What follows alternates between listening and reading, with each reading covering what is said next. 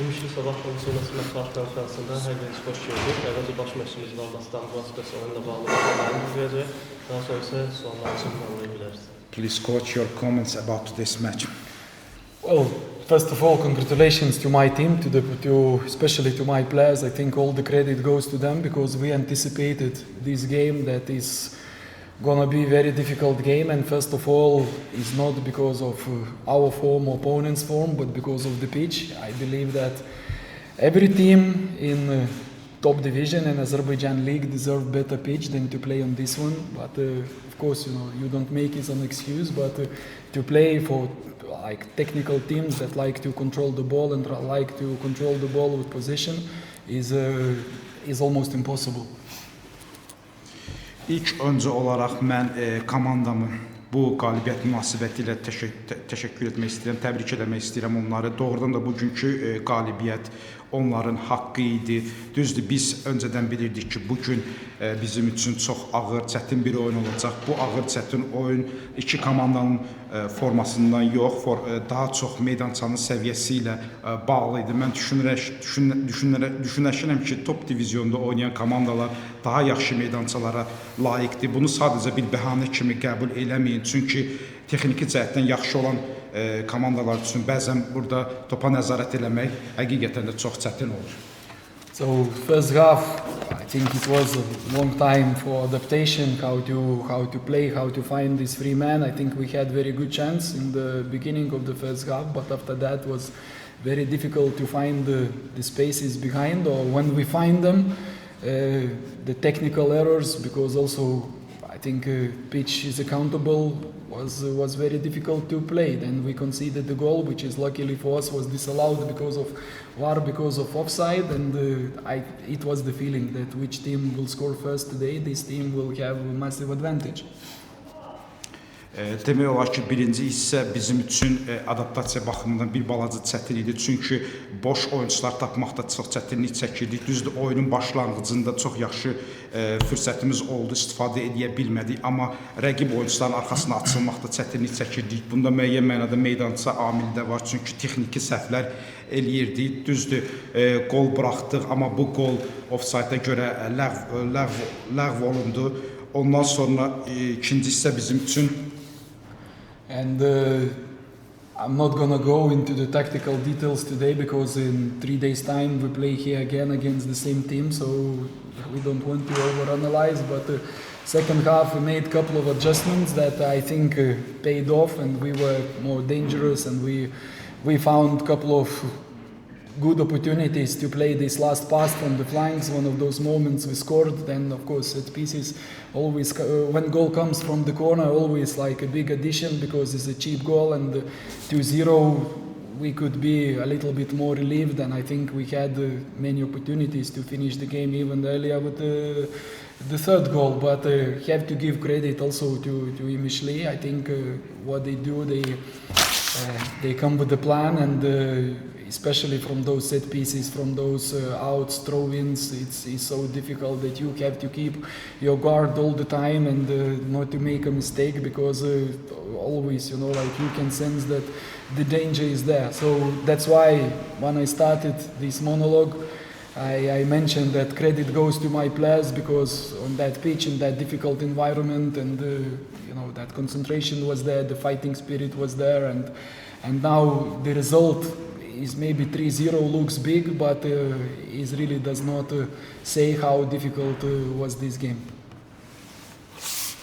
Əlbəttə, ikinci hissə başlayarkən mən düzdür, taktiki detallara burada danışmaq istəmirəm. Çünki biz eyni komanda ilə 3 gün sonra yenə qarşılaşacağıq. Düzdür, ikinci hissə biz daha çox təhlükələr yaratdıq, daha çox cinahlardan son ötürmələrimizi daha da yaxşılaşdırdıq. Küncdən zərbə ilə fərqləndi, 2-0 önə keçdik. Düzdür, üçüncü qolu daha erkən vuraraq oyunun taleyini həll edə bilərdik. Bunun üçün də çoxlu qol fürsətimiz oldu. İkinci qoldan sonra komanda bir balaca rahatladı. Amma burada İmişlinin də haqqını vermək lazımdır. İmişlinin özünün məxsus oyun planı var. Outlardan olsun, istər standart vəziyyətlərdən olsun, çox yaxşı fərqlənə bilən komandadılar və çoxlu təhlükələr yaradırlar. saydılar və biz bu oyunda ikinci hissədə çalışdıq ki, səhvlər eləməyək və ona da nail olduq. Mən özümün monoloqunu başlayarkən belə qeyd eləmək demişdim, indi də deyirəm, bu oyunun haqqı mənim futbolçularımın idi və bugün onların konsentrasiyası çox yüksək səviyyədə idi, döyüşkənlik ruhu çox yüksək səviyyədə idi. Baxmayaraq ki, hesab 3-0 oldu, amma bizim üçün bu oyun o qədər də asan alınmadı. Son olan var. Buyurun.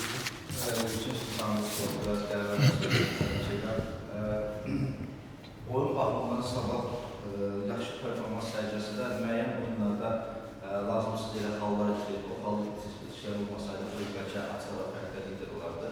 Bu qeyri-stabilliyin səbəbi nədir? Firstly, I would like to congratulate you on victory. Today you showed very outstanding performance. Sometimes if you won another match, also you can be leader in the league table, but you have like not a stable, not a stability. I would like to ask because of why we are not stable, why we don't play stable matches. Okay, thank you very much for question and for congratulations. I don't know, like I really disagree what you guys say, because every time, you know, like I come into these press conferences and I am asked why you're not stable, why your attack is not stable, and I think today by no means was this outstanding game, was very, very average game, but okay, some games you scored 3 goals. You know, you had the chances, today you used the chances. I believe that we did not show absolutely nothing outstanding today. Təbriklərə görə çox sizə təşəkkür edirəm. Düzdür, sualınıza görə təşəkkür edirəm, amma bu razı deyiləm sizlə. Çünki həmişə mənə mətbuat konferansında bu sualları verirlər ki, nəyə görə siz stabil çıxış eləmirsiniz. Düzdür, bugünkü oyunumuzu da mən yaxşı, mükəmməl oyun kimi qeyd eləməzdim. Çünki bir ortalama bir oyun oldu və baxmayaraq ki, 3-0 qalib gəldik, mən bugünkü oyunumuzu heç də yaxşı, mükəmməl dəyərləndirmirəm. And this was game number 12 for us, and in those 12 games we lose once. Second game of the season, we did not lose one game this autumn, September, October, November. We did not lose one game. Yes, some were won, some were drawn, but we play against quality opponents. You know, like they prepare against us, they analyze us, they neutralize, they have their strengths, and we, you know, show me the league where every team wins absolutely every game. I think the league table does not lie. We are where we are. I don't know what we are fourth, we are third at the moment. I really don't bother, you know, like look at the table and beg, you know, like that this table will show something different. The only way we can improve the table position is how we work in the trainings, how we approach the games, how we recover, and how we prepare. And exactly that's what we are doing. And I cannot promise nothing else. In the future will be the same. Some games will be won, some games will be drawn, some games will be even lost. It's not possible to go all the season unbeaten. But what we can promise, that we will work, that we will analyze mistakes, that we will go and train, that we run, that we fight for this badge, for this club, and that I can promise to you. Anything else, you know, like is a bonus. In the long term, yes, those teams that train, that teams that have, you know, I don't know how you can translate, but there is a saying that usually this team wins who has more water on the shirt after the training from the sweat. So I believe if we have more sweat on our t-shirt during the season, you know, like the table will reflect that.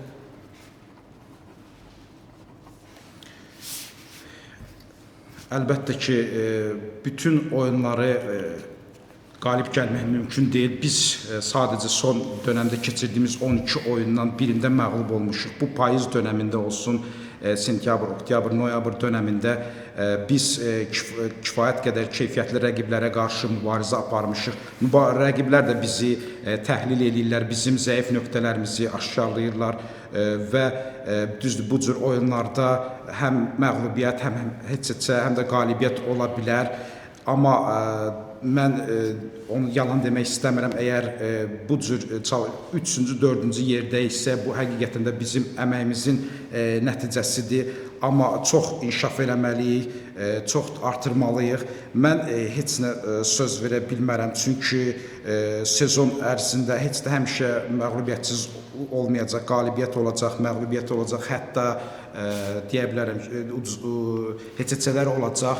Amma hərəlik mən yenə deyirəm, heç nə söz verə bilmirəm. Biz çalışmalıyıq ki, hər bərpa məşqimizi, hər oyun məşqimizi daha da yaxşı eləyək, daha da yaxşı köklənək, komandanın logosu üçün əlimizdən gələni edək, vuruşaq. Qalanları da bizim üçün bir bonus olacaq. Düzdür, bu uzun müddətdə düşünürəm ki, bunların hamısını öz turnir cədvəlində əksini tapacaq.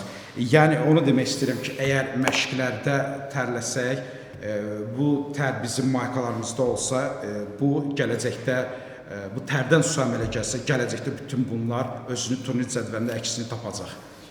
Bir də milli ərəfədə ən çox təmin olunan Sabah klubu, çünki milli heyətində Sabahın meydanda mütəmadi olmayan futbolçular oynayır. Fransa əlmanında Xarbullayev, Xəyal Əliyev, Rəhman Daşlarov özlərinin yaş tərəfini göstərmişlər. Ümumiyyətlə, millidəki futbolçuların millidəki performansları, komandalıqdakı seçimlərinə təsir edir baş məqsədim yoxsa yox? Millidəki performanslar. We had 3 players that they played in national team, Khaybullah, Rahman and Khayal. How do you think, coach, their performance in national team, it reflects to the championship games or no? I think it's very different stuff we are talking about, and I believe, like that the national team have the coach who is responsible for the players when they are in the national team, and he analyzes, because I can watch the game and say my opinion, but the tasks, the tactical tasks, I don't know what is agreed for the game, what is in the game plan, but I think all 3 of them are, first of all, outstanding personalities. I think very good players, very good mentality players. We know the characteristics of them, and and I think they're still at that age that they have a lot to give, not only to Sabah but also to Azerbaijan football. Düzdür, bunlar məncə müqayisə eləmək düzgün deyil. Bunlar fərqli bir şeylərdir. Hər məşqçi öz komandasından məhsuldur. Milli komandanın məşqçisi də yəqin ki, taktiki baxımdan, oyun planından fərqli şeylər fikirləşir. O da ona görə hərəkət eləyir. Mən ancaq öz oyunçularım barəsində deyə bilərəm ki, mənim oyunçularım, adını çəkdiyiniz oyunçular çox möhtəşəm mentalitet, çox yaxşı mentalitetə sahib, çox yaxşı şəxsiyyətlərdir. Oyunçu kimi də çox yaxşı oyunçulardılar və onlar bu yaşlarda çalışmalıdırlar ki, Sabah və milli komanda üçün daha çoxunu versinlər. Oyuncuda da suallar. Növbəti oyunculara yeniliklərə və Müşti komandasına qarşı keçirəcəksiniz. Müşti 3 dəfə texniki məğlubiyyəti nəzərə alınmasa, 3 dəfə səhvlərimizə bir oyunda 3 qol buraxdı.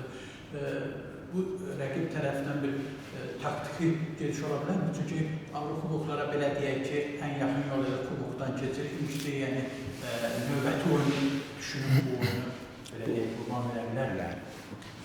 Next match you will face again initially here.